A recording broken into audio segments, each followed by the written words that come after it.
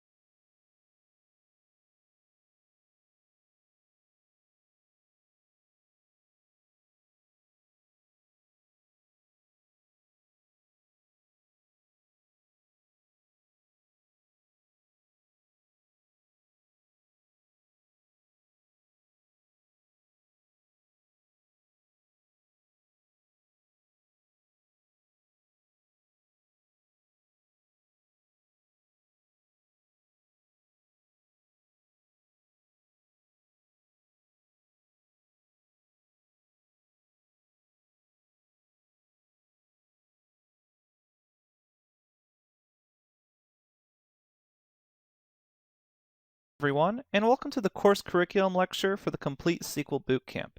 In this lecture, we're going to go over the entire course's curriculum and understand the building blocks that make up this course. To begin, you'll start off by installing PostgreSQL and PgAdmin. We have full installation walkthroughs for both Windows and Mac computer systems. Once we've done that, we'll start off with some basic sections. The first section will cover databases and table basics. Then, we'll learn about SQL statement fundamentals. In that section of the course, you'll finally begin to use SQL syntax to query the database and the tables you created in the previous section. Then, we'll step it up a notch by learning about the group by clause. And once we finish that, you'll have your first assessment test during the course.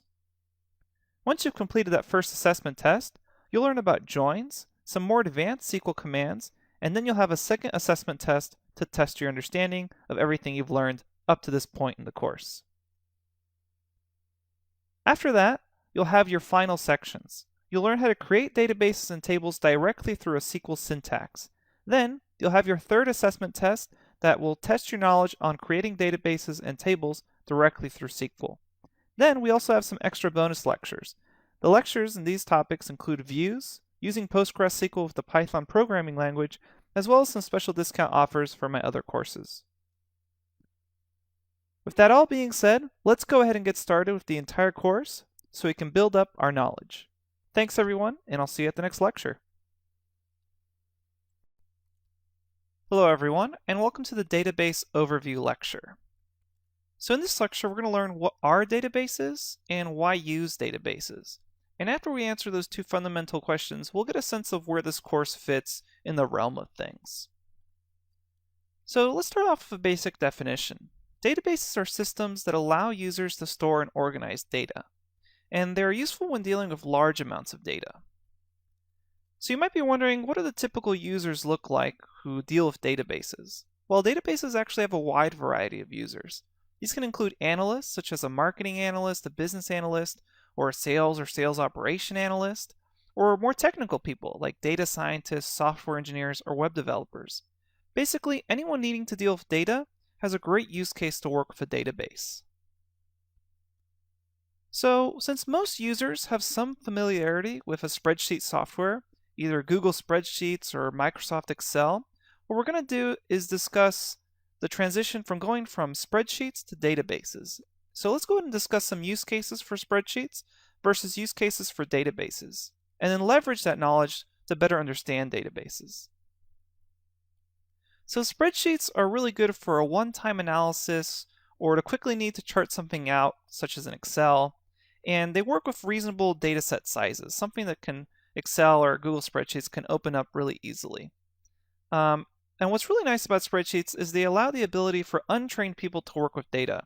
So anyone can just double-click an Excel file and open it and work with it.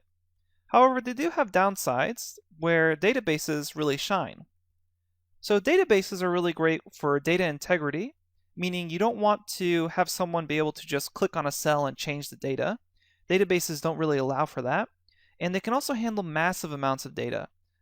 Data sizes that would just basically make Excel or Google Spreadsheets crash.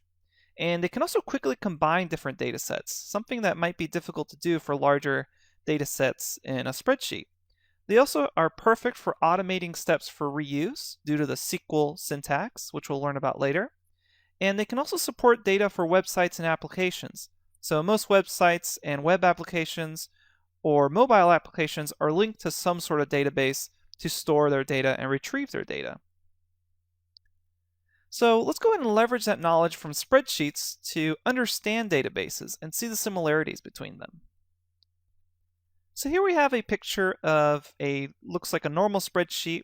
Here we have the columns. It's just a basic glucose tracking spreadsheet. And we have columns such as time, some measurements, etc., and various rows with different data points. And then at the bottom here we have tabs, which are referencing various sheets in the spreadsheet software. Here we're using Excel.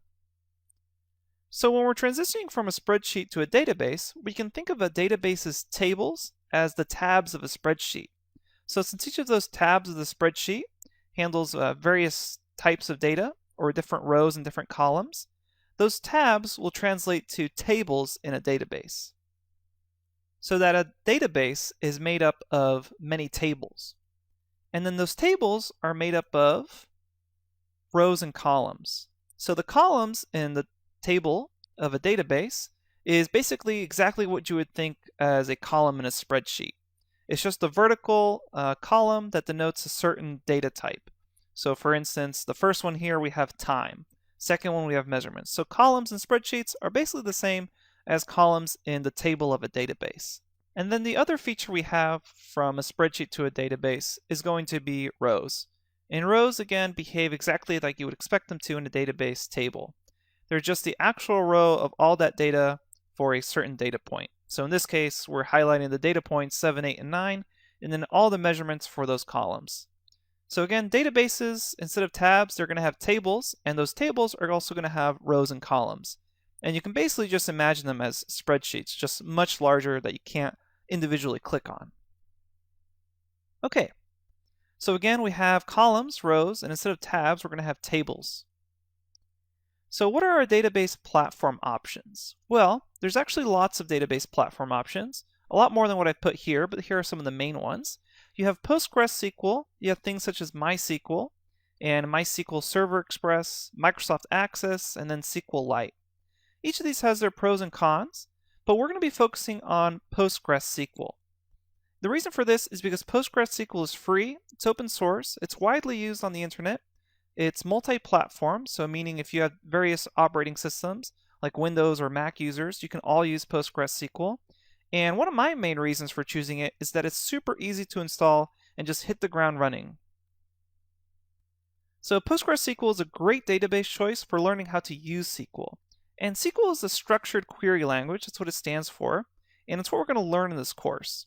SQL is going to be the way we communicate with our database. It's the way we're going to be able to communicate with the database to get data out of it or put data into it.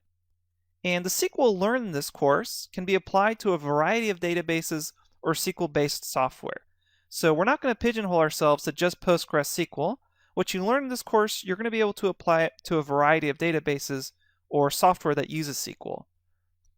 So for example of what a general SQL syntax would look like, it would look something like this. Select some column names from a table, and then you have some functions or clauses. Here I'm ordering by the first name. So we're going to learn how to write and use SQL syntax like this in this course. So SQL is actually useful for a lot of things. Everything I've listed here runs on some sort of syntax of SQL. So you have PostgreSQL or MySQL or Oracle databases, Microsoft Access, etc. The basic databases you would think of that can use SQL, but there's also a lot of software out there that uses SQL as a way of interacting with your data, such as Looker or Periscope data. And there's also some abstractions that run on top of big data systems, such as Hadoop. And you can use SQL with Hive or Google's BigQuery or Facebook's Presto, which is basically using SQL to run on top of very large data systems that use distributed data. So SQL is going to be incredibly useful to operate a variety of tools and databases with. So you're also going to be notified if any of the SQL commands we learn in this course are specific to the PostgreSQL environment. Most of the commands we learn are actually just going to be general SQL, so you won't get too many of these notifications. Basically everything you learn here, you're going to be able to apply directly to any conventional SQL database. Okay, let's go ahead and review what we learned. We learned what a database is, why we should use a database. We learned about the various SQL options, and we also learned how to use SQL skills in this course and how we're going to be able to apply them to many other software programs. Okay, with that being said, let's go ahead and continue and learn some more. Thanks everyone, and I'll see you at the next lecture.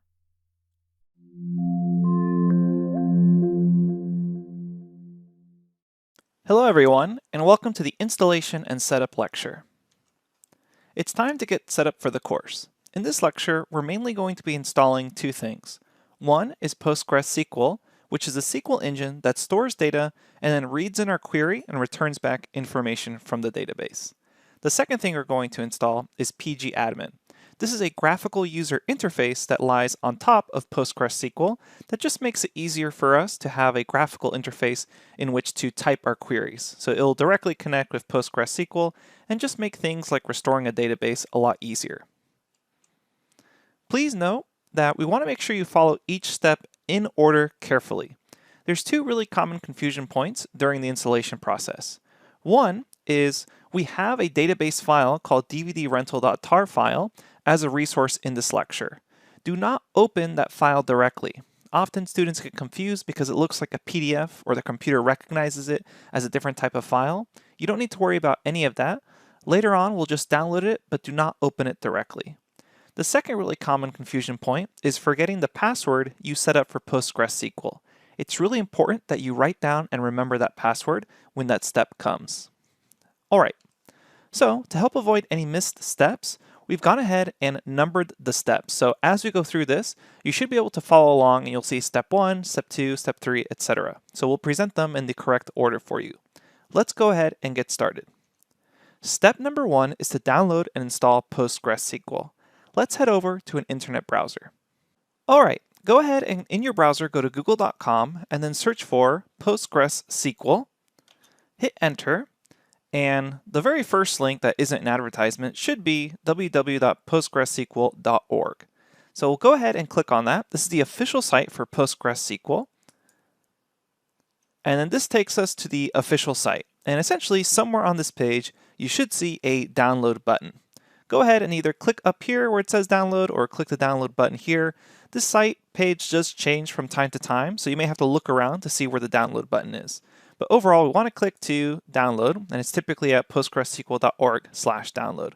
And then as we come down here, we'll see something called different binary packages for Linux, then there's macOS, Solaris, Windows, etc. There's also the source code.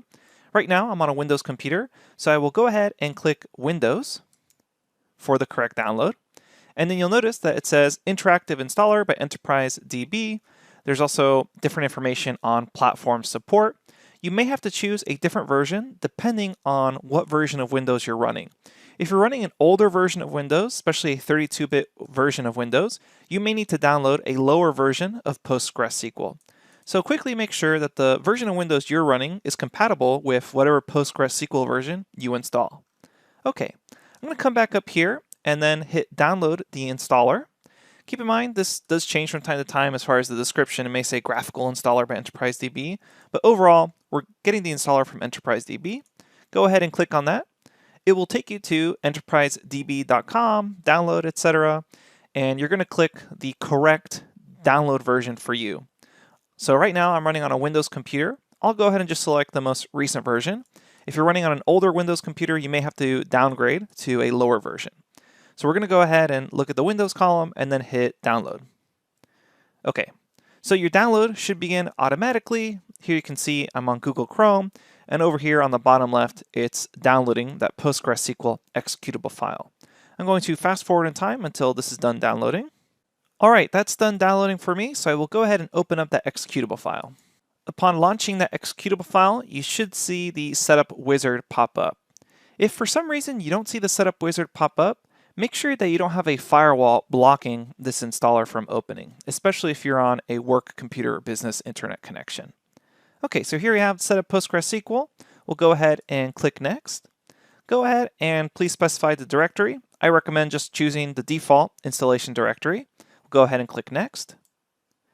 And then it's going to ask you to select what components you want to install. Go ahead and just leave everything selected as is. Notice that it's selected PgAdmin 4 for us anyways. We'll go ahead and just leave everything as the default. Click Next. And then go ahead and select the data directory of where to store the data. Make sure you choose the default. And this is the extremely important part. It's asking us to please provide a password for the database super user. So you have to absolutely make sure that you remember this password. I highly recommend that you make it something extremely simple, just like password in all lowercase. This isn't really a security issue since it's just a learning exercise. We will be just running this locally on our computer. So I'm not too concerned about someone hacking into my computer. So I'll just say password and then password. There's no way I can really help you if you forget what this password is. So if you forget what this password is, you're essentially going to have to uninstall everything and reinstall all over again. So please, if you name your password something else that's difficult to remember, write it down somewhere. I cannot help you if you forget this password. Okay, so I set up my password as just lowercase password. We will be asked for this later on. Next, it's going to ask you to please select the port number the server should be listening on. By default, it should say the port number is 5432. If you get another number like 5433 or 5434, etc., that's okay too. We can later on show you how to make sure you're connecting to the correct port number when we install PgAdmin. Most likely, by default, you have 5432, unless for some reason you may have maybe an older version of PostgreSQL on your computer already existing and listening on a specific port. So we have it right now as default as 5432, so we'll keep it that way. We'll go ahead and click Next.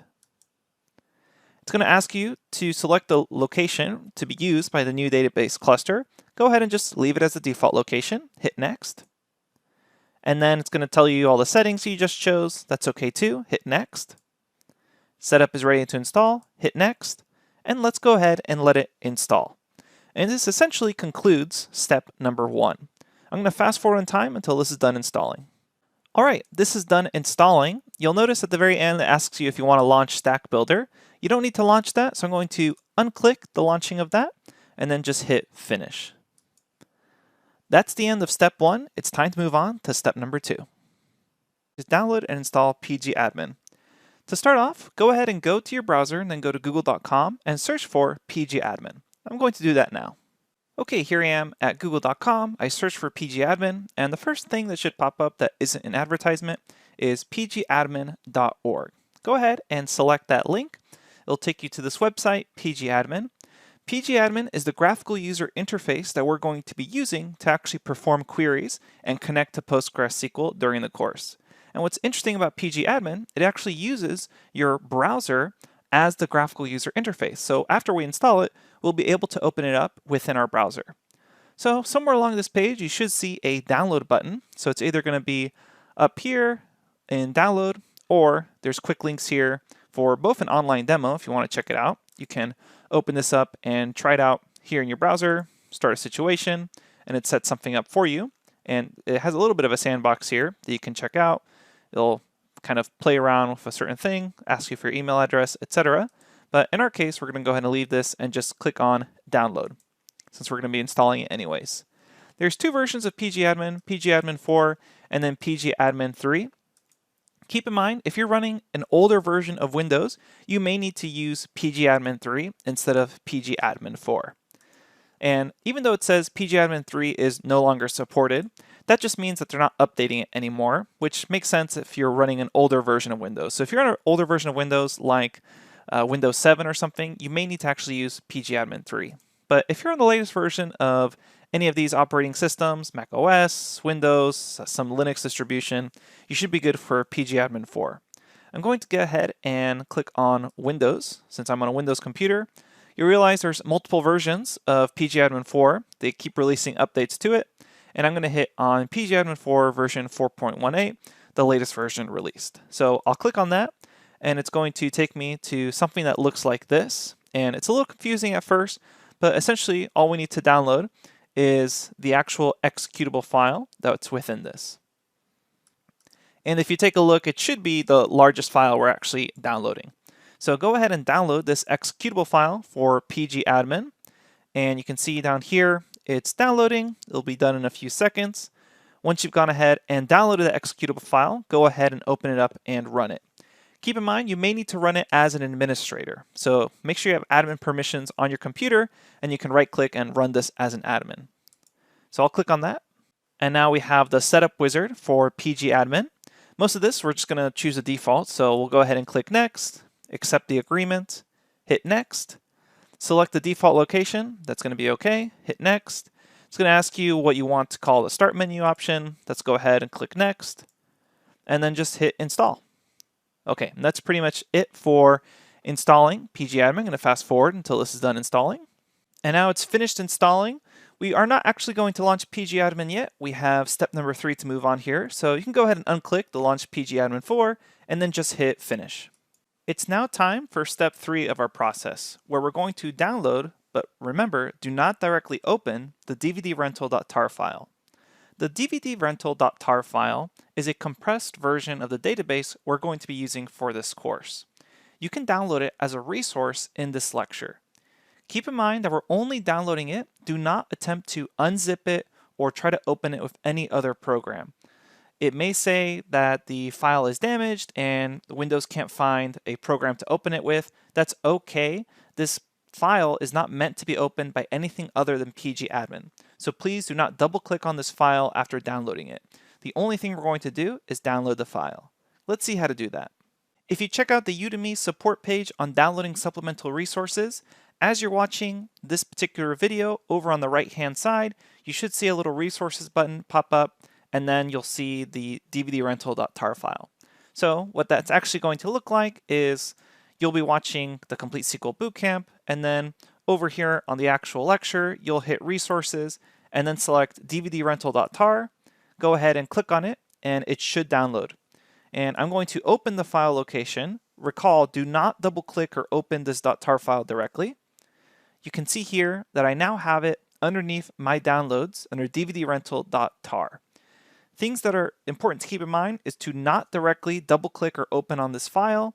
And the second thing to keep in mind is you must know the exact location of this file. So I know that it's underneath my downloads folder. If you have any questions of where this file is actually located, you can always right-click and then select Properties, and you'll see the full location right here of wherever it happens to be on your computer. We're going to need that when we actually restore the file. Okay, so that's all you need to do is download it as a resource from this lecture. Do not open it and do not double click it. All right, step number 4 is to go ahead and restart your computer.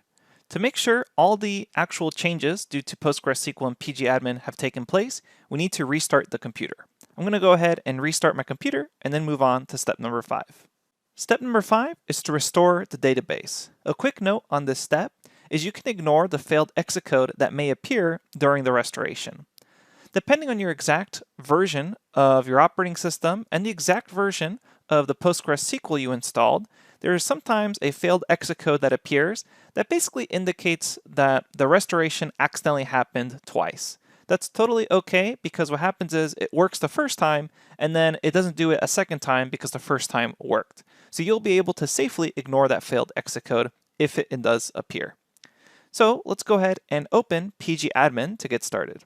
So on your computer, go ahead and search for PgAdmin, make sure you're actually opening PgAdmin, the application, and not the executable file. Otherwise, you'll just end up reinstalling it. So don't click on this executable file, but instead click on the actual PgAdmin program, this application. So I'm going to open that up, and what's going to happen is you should see it eventually open up in the browser. Okay, and here it is in the browser. Notice that right now it's running in the browser. This doesn't actually mean it requires an internet connection to run. It's just using the actual browser as a graphical interface. Then it asks you to set a master password. I would highly recommend that you set this to something very simple and easy to remember, since you're going to need this later on. I'm going to just set the password to password in all lowercase, which actually matches that PostgreSQL password we'd set up earlier. Then we'll go ahead and click OK. And now it's time to restore the database. If you click here on servers, you may actually see various versions of PostgreSQL depending on which one you've installed. If you follow along with me, most likely you'll just see PostgreSQL 12. I've actually installed different versions of PostgreSQL on this computer, so I see all the options. But in your case, you're most likely just going to see PostgreSQL 12. We'll go ahead and click on PostgreSQL 12, and you can double click on this, and then it's going to ask you to enter the password for the user Postgres. This is the exact same password we initially set up during the installation of PostgreSQL. So I will say lowercase password, and go ahead and save the password. That way you don't need to enter it every time. So again, all I did was I double clicked on PostgreSQL 12. It's going to connect to the server using the password that I set up earlier. Hit OK. And now you should see it connected with this little elephant symbol. So I've connected to my server and everything's good to go. If you get an error there on the Postgres, you can try leaving the password blank, but really, most likely you enter the password wrong, and you may need to go back and look down to where you wrote that password. Now it's time to actually restore the database. So we've connected to a server. You'll notice that there's that default Postgres database. So next we're going to right-click on PostgreSQL 12 after connecting to it, and then we're going to say create a database. And then the database we're going to create is called DVD rental. And then we'll say save. And then that creates what is essentially this little empty database here. So you can go ahead and click on it, and we can see that that database is created. But right now, there's no tables or information in this database. So we're going to restore the database. And we do that by right-clicking now on that database and going down here, and we're going to say restore. Click on restore, and make sure that underneath format, it says custom or tar file. And then what we're going to do is we're going to grab that dvdrental.tar file location and pass it here as file name. Now there's two ways of doing this. One is to click on these three little dots and then search around for wherever you happen to save that file. And keep in mind, you may need to show hidden files and folders and have all files as the format. And you can see here, I have found dvdrental.tar, and then I can select it. And here now I have the full file path. Now, what sometimes occurs is when you click these 3 points, you actually are in a weird location on your computer and you can't actually find it. You can try navigating using this home or using backup, and sometimes you're in this kind of weird location and you don't really know how to actually find that dvdrental.tar file. That's totally okay. All you need to do is just manually type in the file name. So how can we do that? Well, I can come back to where I actually saved that dvdrental.tar file. Recall I can click on properties here, and then all I need to do is just copy and paste this location. So I'll go ahead and copy that, and then I could manually paste it in here. That's now the location, and then just add in dvdrental.tar file. So you have two options. One is to try to locate the file using this little graphical user interface. If you're doing that, make sure you're showing hidden files and folders, as well as showing all files. And you can navigate by going back home here or going back, etc. Or you can just manually type out the file name. So if this 3-dot version doesn't work for you, just go ahead and manually type it out. Then we're going to come to restore options, and we're going to make sure that we select pre-data as yes, data as yes, and then post data as yes. Okay. Those are actually the only sections that we need to worry about as far as these restore options are concerned. You can leave everything else as the default. We'll come back to General, and then we'll go ahead and select Restore. Click on Restore, it'll say Restore Job Created. Now, depending on your actual version of PostgreSQL, you may see this little failed exit code pop up. And it'll say failed exit code 1. You can go ahead and click on more details. And if you read these details, it's essentially just saying, hey, it failed to create it twice. So sometimes on certain systems, it accidentally creates it twice. That's totally okay. We can safely ignore that. So what we're going to do here is our DVD rental .tar file has been successfully restored. The only thing we need to do now is refresh in order to actually see those changes. So I'm going to right click on DVD rental. You'll notice it has this refresh. Go ahead and refresh. And now what's going to happen is underneath the actual DVD rental database, we should be able to perform a sample query to make sure everything's running. So I'm going to right click and then I'm going to select Query Tool. Query Tool is essentially what we're going to be using for the rest of the course. And this allows us to actually perform a query and then ask for information back. So we're going to say select and then an asterisk from film semicolon. And then to run this, you can go ahead and click this little play button. So it's the execute refresh. Go ahead and run that. And you should see now under data output some actual information here. Okay, and if you see this information, then everything was successful. If for some reason it says film does not exist, which is sometimes a common error, make sure you restart your computer.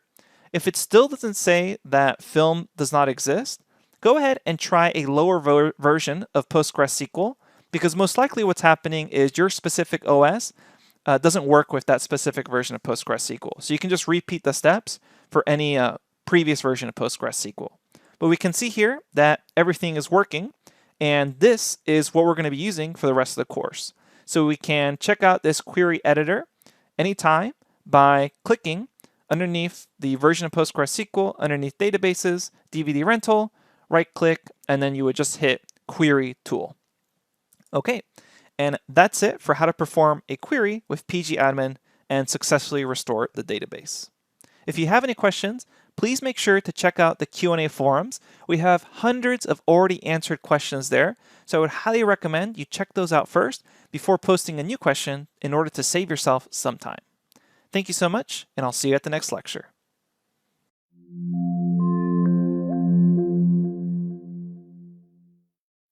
Hello everyone, and welcome to the installation and setup lecture for macOS users. So it's time to get set up for the course. In this lecture video, we're going to be installing two main things. One is PostgreSQL, which is the actual SQL engine that stores the data, has the database, reads in queries, and returns back information from that database. The second thing we're going to be installing and setting up is PgAdmin. PgAdmin is the graphical user interface that we will use in order to connect with the backend of PostgreSQL. Now, there's a couple things to note here. First thing to note is please make sure to follow each step in order very carefully. If you do these steps out of order or mess a certain part of each step up, then you may have to go back and restart from the very beginning. There's two really common confusion points. One is later on we're going to download a file called dvdrental.tar file. Do not open that tar file directly. We'll show you how to deal with it later on. And also later on we're going to set up a password for both PostgreSQL and PgAdmin. Make sure you do not forget that password and make sure you write it down somewhere. Okay, so to help avoid any missteps, we've gone ahead and numbered the major steps and we'll present them right now in the correct order. So let's get started with step number 1, which is to download and install PostgreSQL. For step number 1, I'm going to head over to the Google Chrome browser and then go to google.com. Okay, here I am at google.com. Go ahead and search for PostgreSQL in Google. Just hit Google search. And the first thing you should see after advertisements is the official website, which is postgresql.org. And then click on this official site for PostgreSQL, and it should look something like this. Keep in mind, this page does get updated from time to time, but this is where we're going to be downloading PostgreSQL. And somewhere on this page, you should see a download button. It'll either just be really obvious here and download, or up here at the top. So go ahead and click download. That will take you to the core distribution page, and you'll see the different packages. There's the Linux packages, the Windows packages, etc. But right now we're focusing on macOS. Since I'm on a Mac right now, I'll click on macOS, and then you'll see here there's different options for the macOS packages, and then there's also different versions for platform support. So depending on what version of the 64-bit macOS platform you have, you may actually need to download a lower version of PostgreSQL.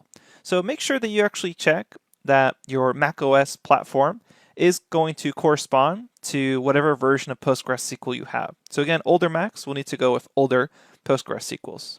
Okay, so in general, I'm just going to use the latest one since I'm on macOS Catalina, and I'm going to click right here where it says Interactive Installer by Enterprise DB.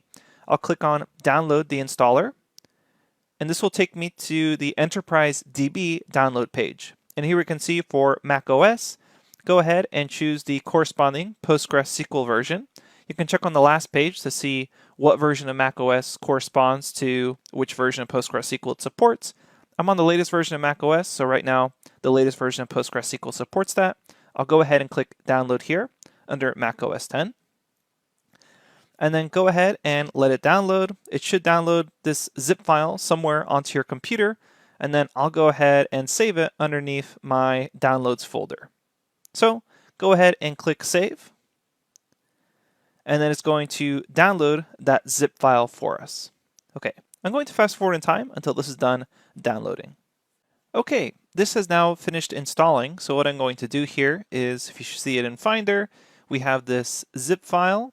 I'm going to go ahead and just open it with the default archive utility that will unzip this right here underneath downloads.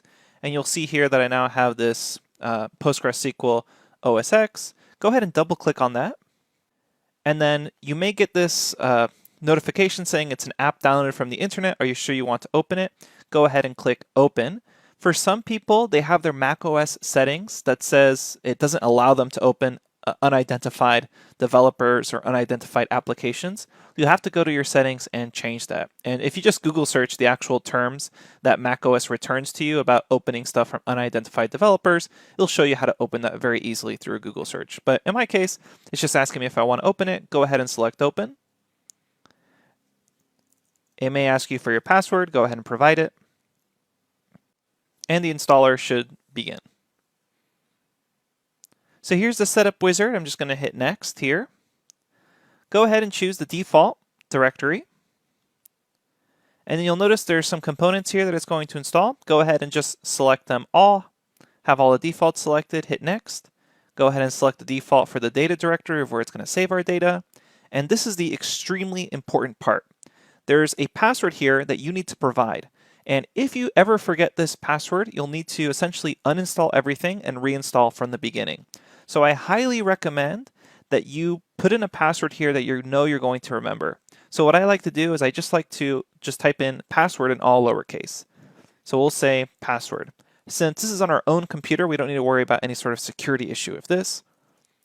So I'm just typing password in all lowercase. Again, you must remember this password. If you decide to do something more complicated, make sure you write down this password somewhere else, because if you forget this password, there's really nothing I can do for you on my end. You'll need to uninstall and reinstall everything.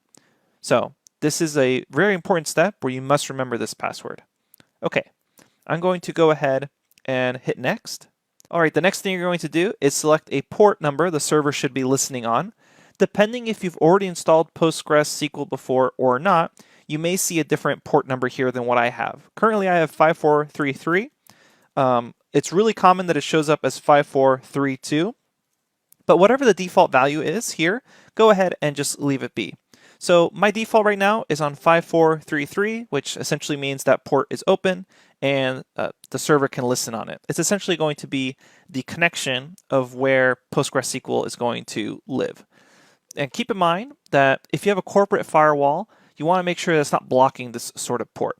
So later on when you're running PgAdmin, if you see that your firewall is blocking that port, go ahead and allow your firewall to connect with PostgreSQL and this particular port number. So it provided me a 5433. If it provides you with a higher number or a lower number, that's totally okay. Just select the default, hit Next, and then select the default location for the new database cluster, hit Next. and then it'll say pre-installation summary. That's okay too. Hit next. Setup is now ready to begin. Hit next and let it install onto your computer. I'm going to fast forward until this is done installing. Okay, that has finished installing for me. Keep in mind, if you're running an older version of macOS or you have a much older MacBook that you updated to the latest version of macOS, you sometimes get an error that says something like database cluster initialization couldn't be done or could not be found, etc. If you get an error at that particular step between hitting install and then actually finishing the wizard, it most likely means that you need to downgrade to a lower version of PostgreSQL. So if you get an error saying something about the database cluster initialization not being set up correctly, go ahead and try a much lower version of PostgreSQL, like 9.7 or something like 10. So don't go for the latest one. Okay, in my case, it looks like everything went well. It's going to ask you if you want to launch Stack Builder at exit. We don't need to do that, so go ahead and unclick that, and then just hit finish. Okay. And now we've taken care of step 1, which was installing PostgreSQL. It's time to move on to step 2. Step 2 is to download and install PgAdmin. PgAdmin is the graphical user interface that we'll be using to connect with PostgreSQL. And what's really interesting about the latest version of PgAdmin is that it actually opens up in your browser. Let's go ahead and show you how to download it. To do this, we'll go to our browser. Okay, here I am at the browser. What you're going to go ahead and do is just input PgAdmin. Go ahead and Google search. And after the advertisements, the first thing you should see is www.pgadmin.org. So that's the official website for PgAdmin. Go ahead and click on it. And this is an open source, free, and it's the most popular way to work with PostgreSQL. And what we're going to do here is somewhere here you should be able to see that there's a download button. There's also an interesting online demo if you want to check it out so you can kind of quickly see what's going on online without downloading anything. But go ahead and go to download. We'll go to PgAdmin, and the latest version is PgAdmin 4. If you're running a really old version of macOS, you may need to run PgAdmin 3.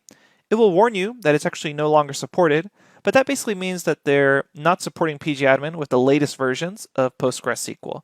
That's okay if you're running an older version of macOS. You can go ahead and just click on macOS under PgAdmin 3. I'm running the latest version of macOS, so I will go ahead and select macOS under PgAdmin 4. That will take me to the downloads here. You can see that there's various versions of PgAdmin 4.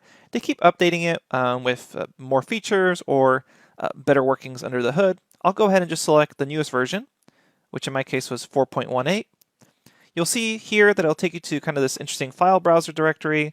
There's different files here. Really what we're looking for is just this .dmg file, which is the typical installer for any application on a macOS. You'll notice that it's by far the largest file. So that's actually the only one we need here is the largest file, which is the .dmg file. Go ahead and click on it.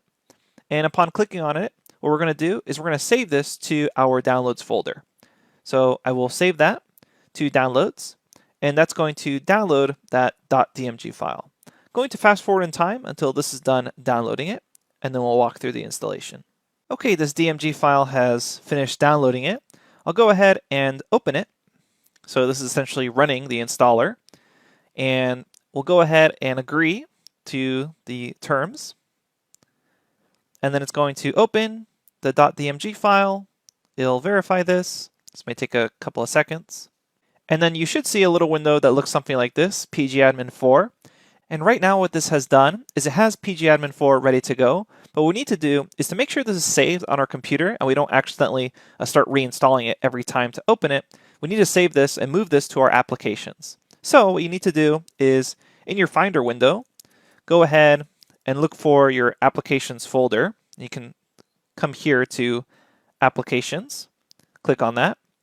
So here we have our applications folder. This should actually be under favorites by default. It's essentially where all your applications live. And if you notice here and start scrolling down to P, you have PostgreSQL available for you, but you don't yet have PgAdmin 4. So what we need to do is simply grab PgAdmin 4 and drag it and move it to applications. Okay, and what that is going to do is that will finish the entire installation process. Otherwise, you would accidentally be reinstalling PgAdmin each time you actually wanted to open it. Okay, so that's it for installing PgAdmin 4, is following through that .dmg procedure and then making sure that you actually copy the PgAdmin 4 and move it over to your applications. All right, So once that has moved over to the applications, you can go ahead and close this initial window. It's quite a large file, so keep that in mind. I'm going to fast forward in time until this is done copying over. Okay, now that has finished being transferred over to under applications. If you don't see it under applications after you transfer over to it, you may need to click on desktop and then come back to applications in order to see the actual change occur inside of your little Finder window. So right here, we see PgAdmin 4. And if you go back to your desktop, you now no longer have to worry about this little temporary drive that's open. You'll notice there's PgAdmin 4 here on your desktop. Go ahead and you can just eject that, and that'll remove it from your computer. However, it's safe to say that it still exists on your computer now under applications. All right, and that concludes step number 2. Step 3 is to download, but not directly open, the dvdrental.tar file. As a resource in this installation lecture, you should see a dvdrental.tar file as a resource to download. What we're going to do is download this file, but do not attempt to unzip the file, double-click on the file, or open the file, or interact with the file in any manner. It's only meant to be interacted with directly through PgAdmin. So please do not directly open or interact with the file. Sometimes computers think it's a PDF file or it's a zip file that needs to be unzipped. You do not need to worry about any of that. All we're doing for this step is downloading it. So let's show you how to do that. If you take a quick look at Udemy's support page on course taking, there's an entire article lecture devoted to downloading supplemental resources.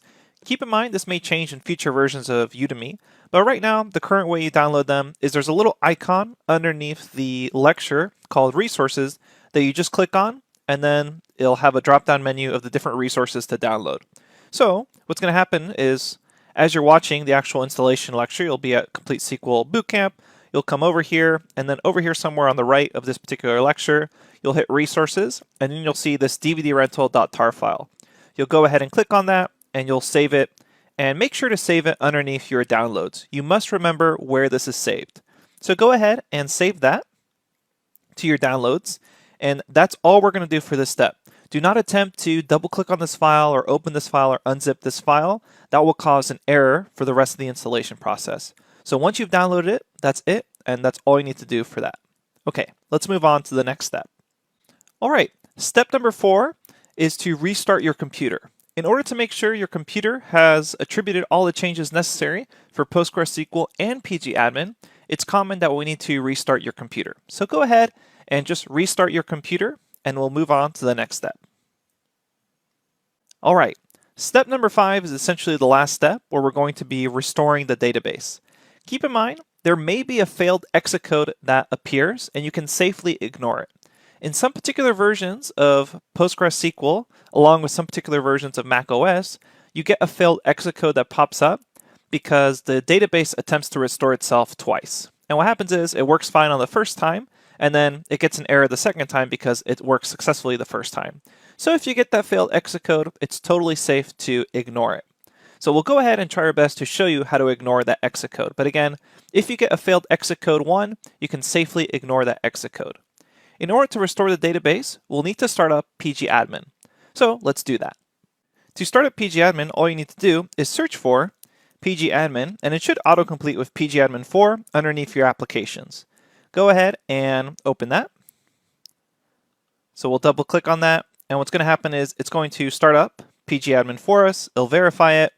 You may get this warning saying it's downloaded from the internet. Are you sure you want to open it? Go ahead and say open.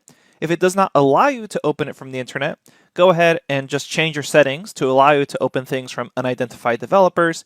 If you're not sure how to do that, you can just Google search the actual message that pops up, and there's pretty much tons of tutorials online that teach you how to just go to your settings and edit it so you can open that up. Okay, so I'll go ahead and open it. You'll see this little icon appear, PgAdmin Management Tools, and this may take a few minutes, especially the first time it's ever opening it. But what's going to happen is eventually it's going to open up in your browser. And we'll go ahead and allow notifications from PgAdmin. So I'm going to forward in time until this is done. Oh, there we go. So it's already running, and it's going to open up in your browser. And what it's going to ask you is to set the master password for PgAdmin. Keep in mind, this is technically a different password than the PostgreSQL user password. This is just for PgAdmin. However, I would highly recommend that you set this to something either the same as Postgres or just something you can really remember. in my case, I'll keep it simple and just set this as password. And be careful when you're spelling this because there is no confirmed password, which is kind of a design flaw here. But just go ahead and I'm going to choose lowercase password. Make sure you write this down somewhere. Hit OK. And then you should see something that looks like this. So we have PgAdmin 4. It's running in our browser. You can always copy and paste this URL if you want to use a different internet browser. It'll open up in your default one. Underneath servers, if you expand on this, what you should see is PostgreSQL 12. Now, if you've already installed older versions of PostgreSQL on your computer, you may actually see those pop up. In my case, I actually installed 9.5 earlier, so I see that pop up. But you should see PostgreSQL 12 here. If you don't see it, make sure you've already restarted your computer. And then expand this again. And when you're trying to expand it, it's going to ask you to enter the password for Postgres.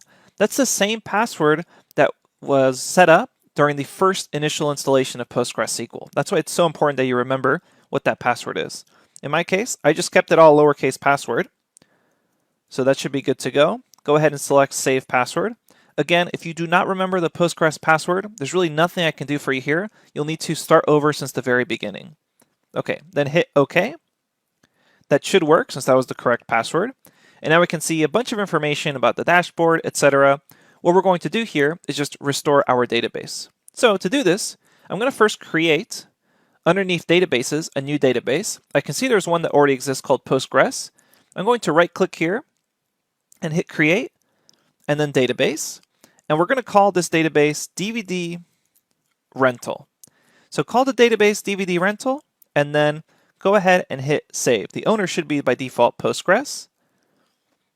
Hit save. And now you'll see you have this new DVD rental database that we're not yet connected to. If you click on it, you should see it get colored in, and now we're connected to it. And now it's time to actually put the information into this database by restoring from that dvdrental.tar file. So I'm going to right click here, and I'm going to go down to where it says restore. Click on restore. So what we need to do is we need to tell PgAdmin where our dvdrental.tar file is actually located. So we need to find the file name. So most people are going to be able to click on these 3 points here and then actually search their computer for it. However, for some users, especially on macOS Catalina, there's been some issues lately of just stuff being locked or not being able to actually find the file itself. So here, maybe you can search on under applications, double click on that, and then keep going forward. But what I'm going to do is show you the fail-proof way, which is just to manually provide the file name. And I prefer this way anyways. So what we're going to do is we're going to remember that we saved that dvdrental.tar file underneath downloads. So open up your downloads folder and you should see dvdrental.tar. So we know it's located under downloads. All I want to do is grab the complete file path. So I'll right click on dvdrental.tar. Again, that's a right click and then select get info. And here I can see where, and it's going to tell me it's under Macintosh HD, users, and in my particular username is Marcy here, and then downloads. So what I'll do is I'll highlight that entirety of where, right click, hit copy, then come back here to restore, and then select paste. So notice now it gives me the file path users, Marcy, downloads. Then we'll complete this by saying /dvdrental.tar. And that's going to be the complete file path telling PgAdmin, go look at this location and look at this file. The next thing we need to do before we hit restore is go to restore options and select pre-data, data, and post-data. And then come back to general, and then we're ready to go. Hit restore, and it will attempt to restore this. It'll ask you, would you like to access your downloads folder? Go ahead and allow it to. Once you hit OK here, and that should actually complete the restoration process. Keep in mind that you may actually see this failed exit code 1 pop up. It's totally okay if you see that. You can go ahead and ignore that. It just means that it attempted to restore it twice, which is totally okay. So go ahead and exit this. And then what we're going to do here is we're going to say on DVD rental, right click and refresh in order to have those changes take place. And now let's attempt our first query on this DVD rental database. We're going to right click and select Query Tool.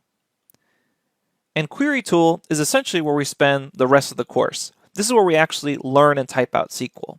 So we're going to type out select space asterisk space from space film semicolon. And then we'll go ahead and run this. And upon running that, you should see here under data output, just some film IDs, titles, descriptions, etc. And now you successfully restored the database and you queried it for more information. And we'll talk about what this actually means later on in the course, but this is just the general query editor.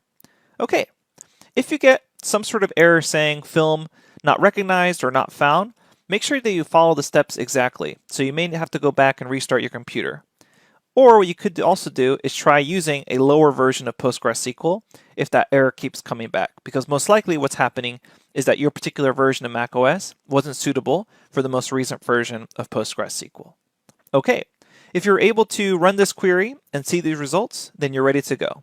I'll see you in the next lecture.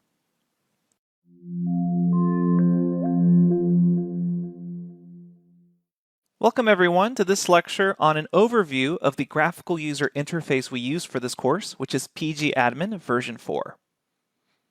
So by now you should have gone through the installation lecture, have PgAdmin and PostgreSQL installed and set up, and you should have been able to perform your first SQL query in the query editor or query tool. What I want to do now is just quickly go over some of PgAdmin features. Keep in mind, this is kind of an optional lecture. We're going to be going over things like how to change font size, how to choose a dark theme, how to get shortcuts from within PgAdmin. If that sort of stuff doesn't really interest you, or if you're fine with the defaults, or if you feel comfortable enough that you can quickly just Google search how to change these sort of things, feel free to continue on with the rest of the course, since this particular lecture technically isn't about SQL. It's just a quick overview of the graphical interface. If you are interested in those things, go ahead and continue along by opening up PgAdmin. So let's head over to PgAdmin now. Okay, here I am inside of PgAdmin.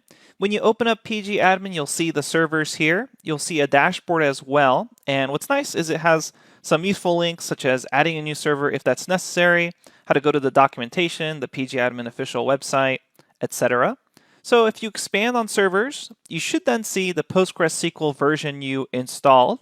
And then if you expand on that, you'll see databases and you'll see your DVD rental database. Note here, I have a couple more databases. Later on in the course, we'll actually be creating some of these databases, so don't worry about that yet. But you should see the DVD rental database that you created in the installation lecture. So let's go ahead and just show you a couple of useful things for PgAdmin.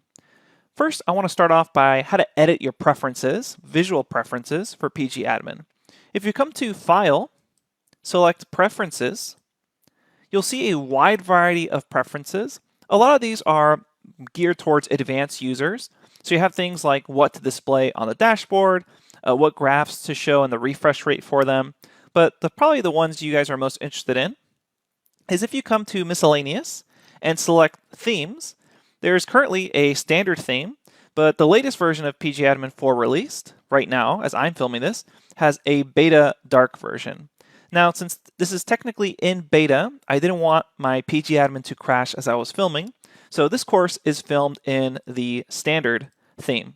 But if you're working on SQL in a dark room, or it's nighttime and you want to rest your eyes a bit, you can always select the dark theme for your own PgAdmin.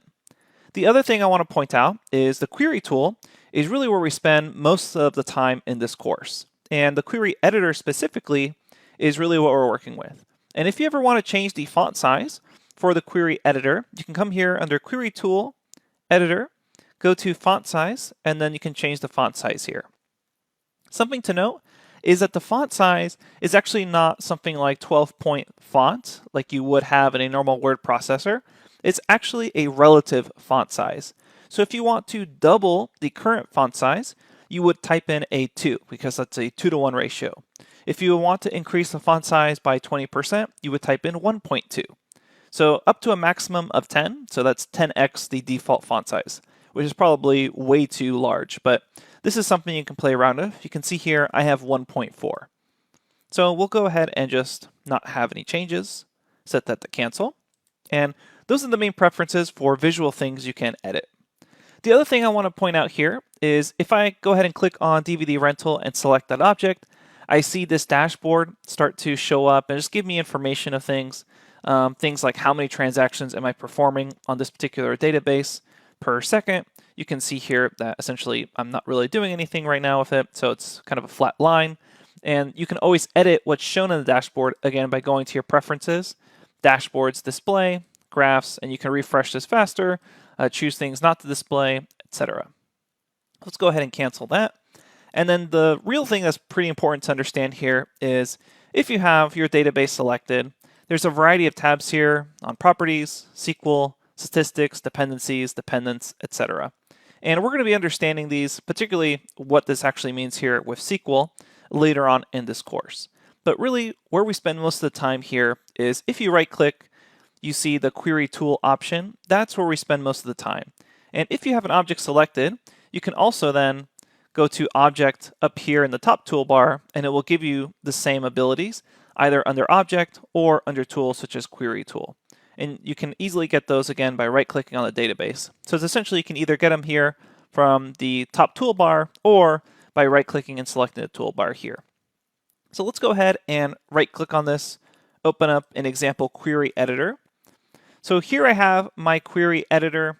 Something to note about the query editor is you have this nice query history option. So if we perform the same query we did at the beginning, select from film, and then I can either run this with play or by refreshing with F5. You'll see some results here, and obviously we don't know SQL quite yet to understand everything here, but we see a data output, which is the rows, and then the columns. We see explain. Sometimes it will have something to explain, especially if you're inserting stuff into a table. Right now we are not doing anything advanced enough to see an explanation. There's messages. You should always pretty much see a message indicating whether or not your query actually worked. Also, how fast it was, which is kind of nice if you want to compare queries. And then any notifications if necessary. In this case, this is simple enough that there are no notifications. So beyond this data output, what's nice also here available to us in the query editor is you can go to your query history. So here I can see a variety of query histories. I'm going to have a lot more history than you because this is from filming other things for the course that you've seen here. But what's nice about this is, let's say I take a look at some historical query. I can either just copy that query or I can copy to query editor, select that, and it will automatically copy and paste something from history directly to the query editor, so I can run that as well. And don't worry about understanding this SQL code. We actually cover this later on in the course. Another thing I want to show you is if you're actually selecting something from the data output and you decided, hey, I want to share this with somebody else as a CSV file, you can come over here to this little download icon and it will download the current results as a CSV, which is a comma-separated variable file, and that's the kind of file that you can open easily with Excel or a wide variety of programs. So that might be helpful to you if you're trying to build a report for someone else or just share with them the results. Now, the other thing I want to point out here is because this is in the browser, sometimes you'll accidentally click on this query tool and drag it out, and then you get this kind of weird separate window. If that ever happens to you, if anything, you can always just grab it again and then snap it back as if it was a tab. So I'm going to grab this, and note here it's kind of going to highlight that I'm putting it back in there, and I will snap it back to the main tab. And the last thing I want to show you is how to quickly access online help. So if you come over here to help, there's both help on PgAdmin, which is the graphical user interface, and help on PostgreSQL. So if you click on PgAdmin website, it takes us to that official website. You can click here on documentation, introduction, 4.19, which is the latest version I installed, and it has pretty much the entire description of everything you see within PgAdmin. So if for some reason you're super interested in the toolbar, for instance, you can click on toolbar here, and it will describe everything available to you inside the toolbar. So that is available to you under help, PgAdmin website, and then underneath the PgAdmin website, you simply come to documentation and select the version that's appropriate for you. Okay. The other thing I want to show you is the PostgreSQL website is also available to you underneath directly PgAdmin. So you go to postgresql.org, go to documentation, choose the version we're using, which is 12, and then you'll see the documentation here. So maybe you're interested in queries, which is what we're going to cover. Click on that, and it'll give you an overview of table expressions such as the from clause. Now, the whole point of this course is for you not having to read through the documentation. For more advanced SQL commands, we will reference the documentation for things like useful lookup tables or useful functions. For example, later on we'll cover mathematical functions, and instead of listing them all in the video, we'll just reference the documentation for you to visit. So you can always quite easily visit the documentation by simply coming to Help, PostgreSQL website, and then selecting Documentation, along with an online manual for your current release. Okay, so that's pretty much all you need to know for now. We'll cover some other useful features of PgAdmin that are more specific to things like create table commands much later on in the course. All you really need to know for now is how to access that query tool, which is the same thing we did in the installation lecture. Thanks, and I will see you at the next lecture.